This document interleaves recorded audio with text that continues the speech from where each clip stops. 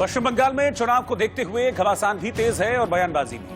अब बीजेपी के प्रभारी कैलाश विजयवर्गीय ये दावा करके सबको चौंका रहे हैं कि टीएमसी के 41 विधायक बीजेपी के संपर्क में हैं और ममता सरकार खतरे में है। हालांकि कैलाश विजयवर्गीय के बयान को चुनावी शगुफा माना जा रहा है, क्योंकि 41 विधायकों के अलग होने के बाद भी ममता सरकार का गिरना नामुमकिन है। फिर भी चुनावी माहौल में कैलाश विजयवर्गीय के बयान से हड़कंप मच गया। मेरे पास 41 विधायकों की सूची है जो बीजेपी में आना चाहते हैं। यदि वो 41 विधायक को मैं ले लूं तो सरकार गिर जाए।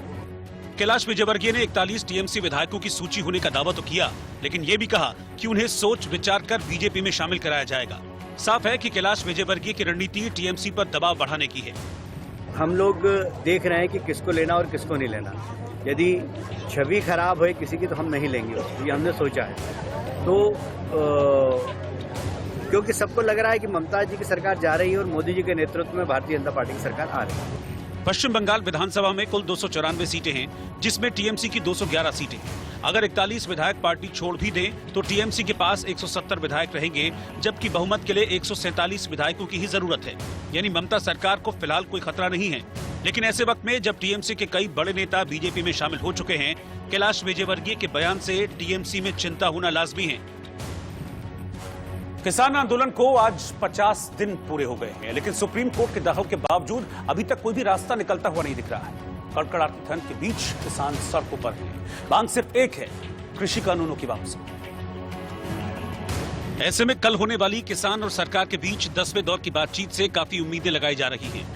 पंजाब, हरियाणा, उत्तर प्रदेश से 2 से 2.5 हजार ट्रैक्टर 26 जनवरी की ट्रैक्टर रैली के लिए पहले ही सिंघू बॉर्डर, टिकरी बॉर्डर पर पहुंच चुके हैं और आगे की रणनीति बनाने के लिए संयुक्त किसान मोर्चा लगातार इस बात की कोशिश कर रहा है कि किस तरीके से सरकार तक अब 15 जनवरी को बात पहुंचाई जाए, क्योंकि रणनीति पहले से ही तय नजर आ रही है।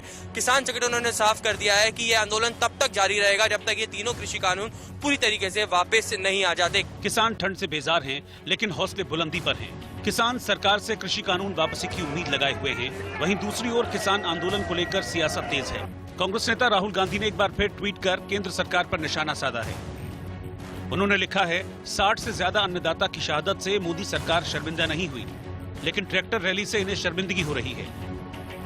राहुल गांधी पर बीजेपी ने पलटवार किया है और कहा है कि कांग्रेस किसानों के मुद्दे पर सिर्फ राजनीतिक रोटियां सेक रही है।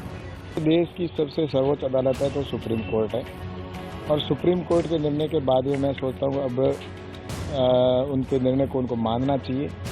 और मैं किसान भाइयों से यही कहना चाहूँगा कि सुप्रीम कोर्ट ने जो कमेटी बनाई है वो निष्पक्ष कमेटी है, और उस कमेटी के सामने जाकर जो उनके इश्यू है उनको रखें। क्या सुप्रीम कोर्ट ने जो पैनल बनाया है उनके बारे में पूरा देश जानता है, वो किसानों के खिलाफ पैनल है। मुझे ताज्जुब होता है कि सुप्रीम कोर्ट ने ऐसा पैनल क्यों बनाया। सुप्रीम कोर्ट की क्रेडिबिलिटी पे सवाल खड़ा हो जाता है। अभी तक इस देश के अंदर अगर किसी एक सिस्टम की इज्जत की जाती रही है तो वो जुडिशल सिस्टम है। सुप्रीम कोर्ट के इस कदम से सुप्रीम कोर्ट पे भी सवालिया निशान लग गया है। राजनीतिक रस्साकशी के बीच किसान आंदोलन में एक और नया मोड़ आज तब आया जब कृषि कानूनों को लेकर सुप्रीम कोर्ट द्वारा गठित कमेटी के एक सदस्य भूपिंदर सिंह मान ने कमेटी से अपना नाम वापस ले लिया। हालांकि किसान नेता कल की सरकार के साथ होने वाली बैठक को लेकर उम्मीदें लगाए हुए हैं। भाई वे उस विचारधारा के लोग थे जो बिलों का समर्थन जो कर रहे थे, वे वही तो थे। उनको लगा कि मुझे कमेटी में नहीं रहना चाहिए तो इस्तीफा दे दिया, उन्होंने ठीक करा। हम तो अपना आंदोलन चला रहे। सरकार से हमारी डिमांड है कि बिलों को वापसी लो, उन्हीं से ही हमारी डिमांड रहेगी।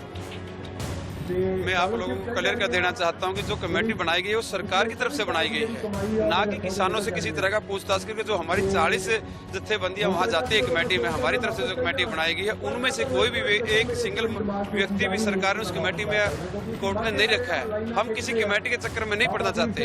हम सीधी सी बात करना चाहते हैं कि 3 कड़े कानून को, जो हमारा किसानों का संगठन है सभी, वो 3 कड़े कानून वापस करवाने के लिए है, कोर्ट में केस करवाने के लिए नहीं आया था। एक और किसान सरकार से बात से पहले ट्रैक्टर रैली की तैयारी कर रहे हैं, तो वहीं दूसरी ओर विपक्ष किसान आंदोलन को लेकर अपनी राजनीतिक रोटियां सेकने से बाज नहीं आ रहा। सुप्रीम कोर्ट ने जो कमेटी बनाई है उसमें भारतीय किसान यूनियन के अध्यक्ष भूपेंद्र सिंह मान को भी रखा गया था, लेकिन भूपेंद्र मान ने खुद को कमेटी से अलग कर लिया है और कहा है कि एक किसान और एक यूनियन नेता के तौर पर किसान यूनियनों और जनता के बीच फैली आशंकाओं को ध्यान में रखते हुए मैं किसी भी पद का त्याग करने को तैयार हूं ताकि पंजाब और देश के किसानों के हितों के साथ साथ समझौता न हो। मैं इस समिति से खुद को अलग कर रहा हूं और मैं हमेशा अपने किसानों और पंजाब के साथ खड़ा रहूंगा। सिंघू बॉर्डर, टिकरी बॉर्डर और यूपी बॉर्डर पर डटे किसानों के बीच हमारे संवाददाता लगातार मौजूद हैं। देखिए आज आंदोलन के 50वें दिन क्या हो रहा है वहां।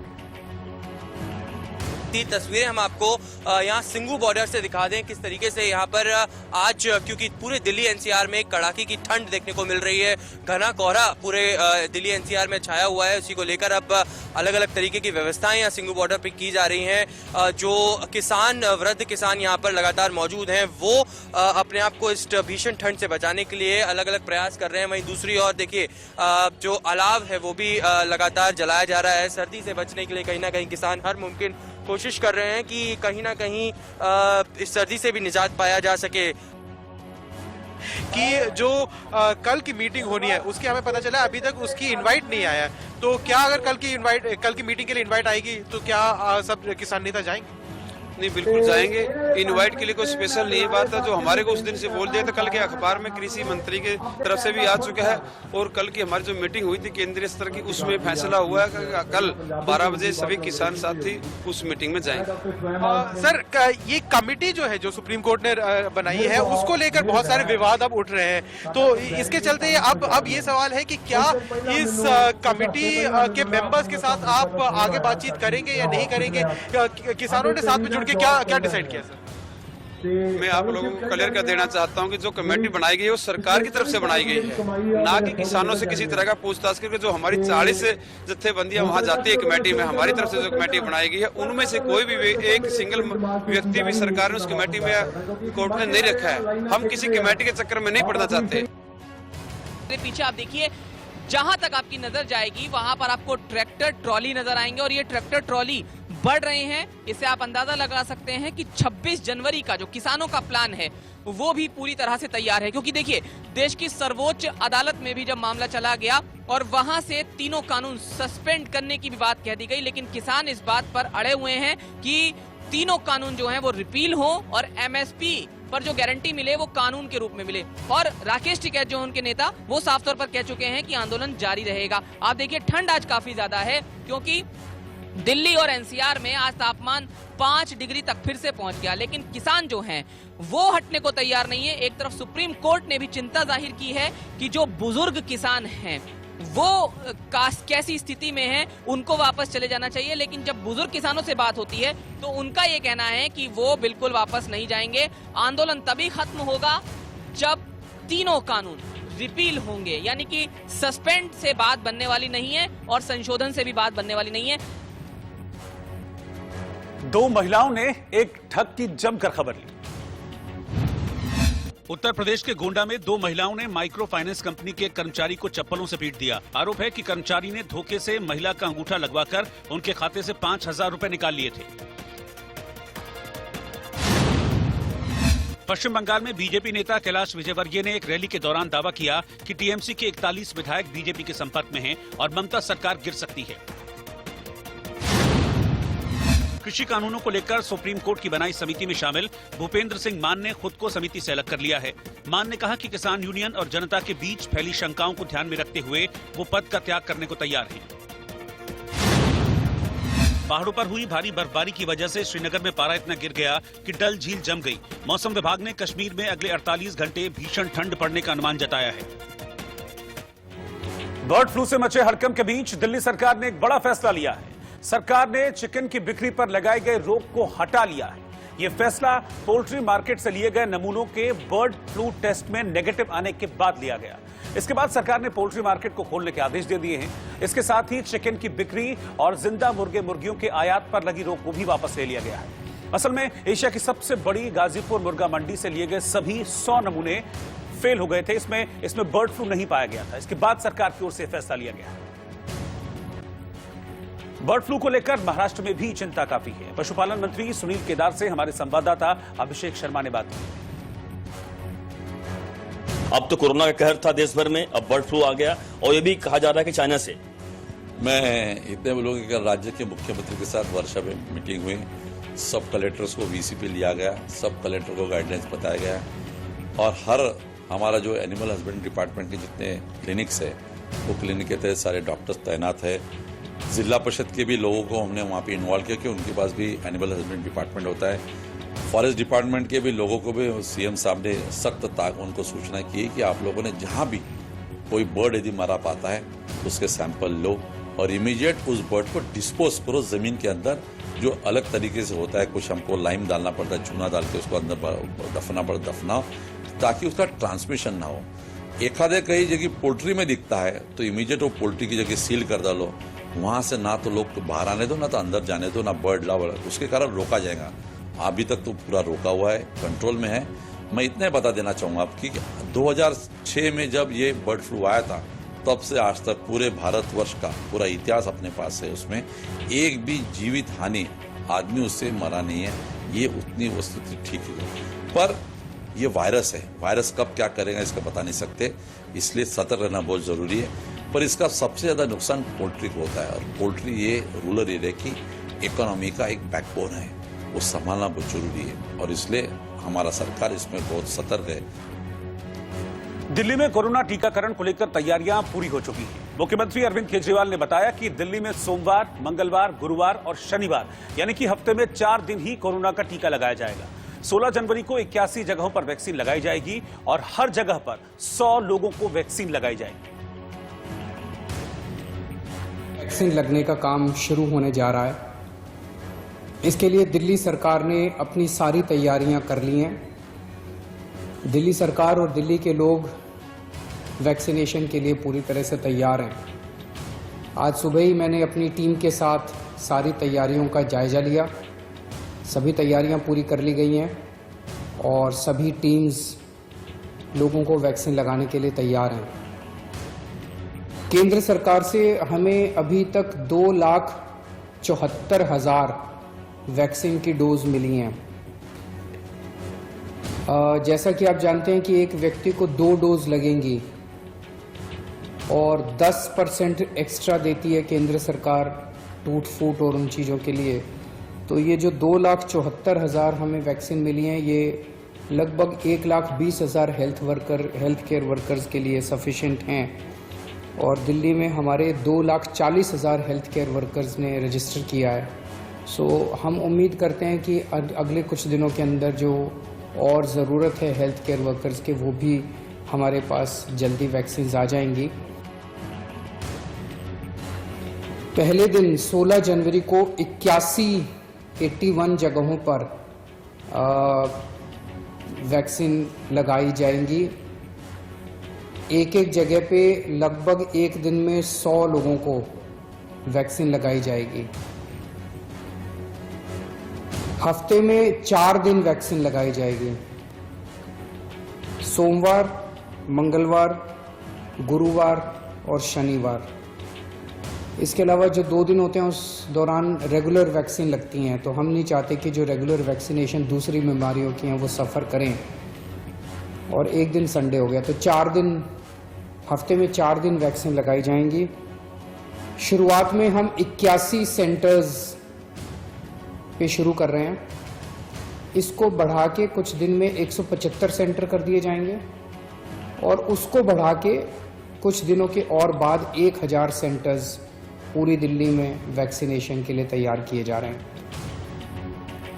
रिकॉर्ड तोड़ सर्दी से श्रीनगर की डल झील खेल का मैदान बन गई है। हालत यह है कि वहां बच्चे क्रिकेट खेलते हुए नजर आए और लोग सैर करते हुए दिखे। श्रीनगर में सर्दी ने पिछले 30 सालों का रिकॉर्ड तोड़ दिया है। न्यूनतम तापमान 0 से 8.4 डिग्री सेल्सियस नीचे दर्ज किया गया है। घाटी की दूसरी झीलों का भी यही हाल है।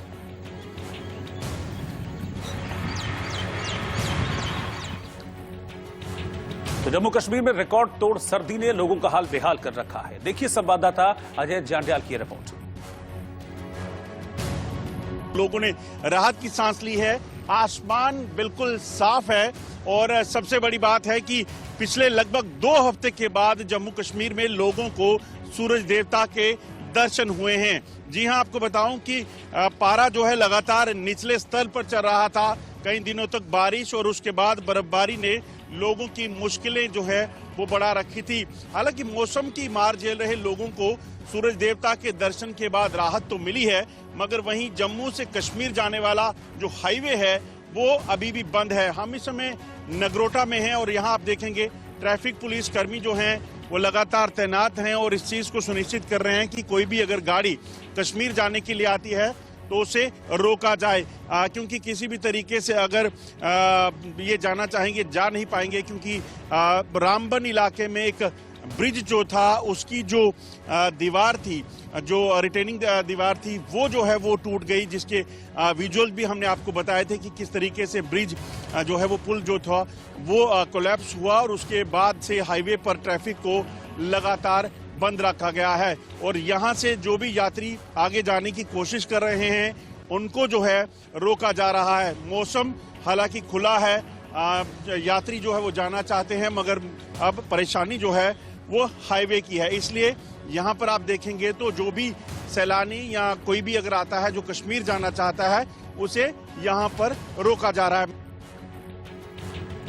पाकिस्तान ने एलओसी पर पिछले 3 दिनों में दूसरी बार सीज फायर तोड़ा है। एलओसी से सटे पुंछ के दिगवार सेक्टर में पाकिस्तान ने उकसाने वाली कार्रवाई की और जमकर मोर्टार दागे। ये फायरिंग उसने रिहायशी इलाकों में की है। हालांकि सेना ने पाकिस्तान को इसका मुंह तोड़ जवाब दिया है। इससे पहले पाकिस्तान ने पुंछ में ही 11 जनवरी को फायरिंग की थी, जिसमें 14 साल का एक युवक घायल हो गया था। पाकिस्तान की नापाक हरकतें रुकने का नाम नहीं ले रही हैं। कल देश भर में जब लोग लोहड़ी मना रहे थे उस वक्त भी पाकिस्तान सेना की तरफ से अचानक से युद्ध विराम का उल्लंघन करते हुए पुंछ के दिगवार सेक्टर में भारतीय चौकियों और सिविलियन इलाकों को निशाना बनाने का सिलसिला शुरू हुआ। देर रात पाकिस्तान की तरफ से अचानक से हैवी फायरिंग शुरू कर दी गई और ये फायरिंग जो है लगभग 4 बजे तक सुबह जारी रही। आपको बताऊं कि पिछले 2 दिनों में पाकिस्तान ने 2 बार युद्ध विराम का उल्लंघन किया है, जिसमें एक सिविलियन भी जख्मी हुआ है।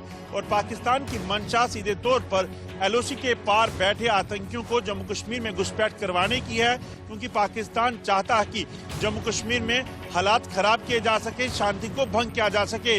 आपको ये भी बता दूं कि कल सुबह ही बीएसएफ ने पाकिस्तान आतंकियों को घुसपैठ करवाने के लिए बनाई गई एक टनल को खोज निकाला था, जो पाकिस्तानी सेना की मदद से आतंकियों ने हीरानगर सेक्टर एलओसी के इलाके में बनाई थी। और ये 150 मीटर लंबी टनल थी और पाकिस्तान जो की तरफ बैठे हुए आतंकी हैं, जिनकी तादाद 250 से 300 हो सकती है, उन्हें जम्मू कश्मीर में घुसपैठ करवाने के लिए पाकिस्तान तरह तरह के उपाय जो है वो लगा रहा है, चाहे टनल या फिर एलओसी पर फायरिंग की आड़ में घुसपैठ करवाने के। अनुज कुमार के साथ अजय जंडियाल, इंडिया न्यूज, जम्मू। के बीजेपी प्रदेश अध्यक्ष स्वतंत्र देव सिंह की मौजूदगी में बीजेपी में शामिल हो गए। माना जा रहा है कि अब ए.के. शर्मा को मुख्यमंत्री योगी आदित्यनाथ के साथ काम करने की जिम्मेदारी मिल सकती है। करीब 10 साल तक प्रधानमंत्री नरेंद्र मोदी के साथ काम करने वाले अरविंद कुमार शर्मा को विधान परिषद सदस्य बनाकर अब मुख्यमंत्री योगी आदित्यनाथ के साथ भी काम करने का मौका दिया जा सकता है, क्योंकि प्रधानमंत्री नरेंद्र मोदी के इस बेहद विश्वस्त अधिकारी अरविंद कुमार शर्मा को खास भूमिका के लिए उत्तर प्रदेश भेजा गया है और आज उन्होंने वीआरएस लेकर लखनऊ में बीजेपी ज्वाइन कर ली। दरअसल 2001 में जब मोदी गुजरात के मुख्यमंत्री थे तो शर्मा उनके सचिव थे। 2014 में नरेंद्र मोदी के पीएम बनने के बाद वो पीएमओ से जुड़े थे। गुजरात में नरेंद्र मोदी के मुख्यमंत्री रहते हुए ए.के. शर्मा करीब 13 सालों तक सीएम ऑफिस में रहे। अब उनको योगी आदित्यनाथ के साथ काम करने की जिम्मेदारी देने की भूमिका तैयार की गई है। माना जा रहा है कि अब उन्हें योगी आदित्यनाथ सरकार में मंत्री बनाकर महत्वपूर्ण जिम्मेदारी दी जा सकती है। मैं आज भारतीय जनता पार्टी को ज्वाइन कर रहा हूं और मुझे वास्तव में बहुत खुशी है ऐसे एक व्यक्ति को जिसका कोई राजनीतिक बैकग्राउंड न हो, जिसकी कोई वंश परंपरागत कोई राजनीतिक लिगेसी न हो, ऐसे व्यक्ति को पार्टी में लाना ये शायद नरेंद्र मोदी और भाजपा ही कर सकते हैं।